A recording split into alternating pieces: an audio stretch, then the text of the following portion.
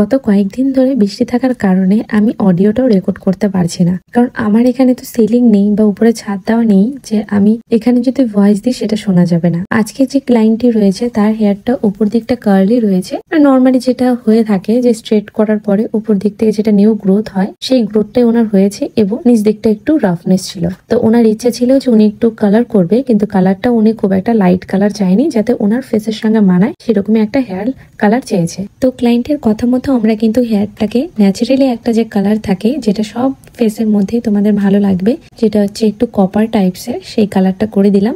আর একটা জিনিস, সব হেয়ারে কিন্তু একই রকম কালার আসে না, তোমাদের বলে দিই। যাদের হেয়ারটা খুব থিকনেস কম থাকে তাদের হেয়ারে খুব ইজিলি কালার চলে আসে, বা যারা ভ্যাসমোল বা কালার করে থাকো বা প্রচুর ব্ল্যাক হেয়ার তাদের হেয়ারে অন্যরকম কালার আসে। তো সেটা তোমাদের একটু বলেই দিই আগে থেকে, যারা এই কালার দেখে আসবে বা এই কালারটাই করতে চাবে, তোমাদের এক একজনের হেয়ারে কিন্তু এক এক রকম কালারটাই আসবে, সিমিলার কিন্তু আসবে না, আগেই বলে দিই। তো এখানে হচ্ছে ক্লায়েন্টের হেয়ারটাকে আমরা ভালো করে মাসিফাইং করে ওয়াশ করে তারপর এখানটা প্রোটিন ট্রিটমেন্ট করেছিলাম, দেন তারপর এটা ওনার ফাইনাল রেজাল্ট। আমি যেহেতু ভিতরে এটা আমি ভিডিওটা করছি ওই জন্য কালারটা তোমাদের একটু বুঝতে অসুবিধা হবে, বাট বাইরে যেটা করেছি সেটা তো তোমাদের সঙ্গে শেয়ার করলাম। তোমরা যদি এইরকম হেয়ার প্রোটিন ট্রিটমেন্ট বা স্মুথনিং করতে চাও বা যে কোনো জিনিস তোমরা করতে চাও, স্পা, থ্রেডিং, ফেশিয়াল, তাহলে কিন্তু অবশ্যই কন্ট্যাক্ট করো। Thanks watching my video.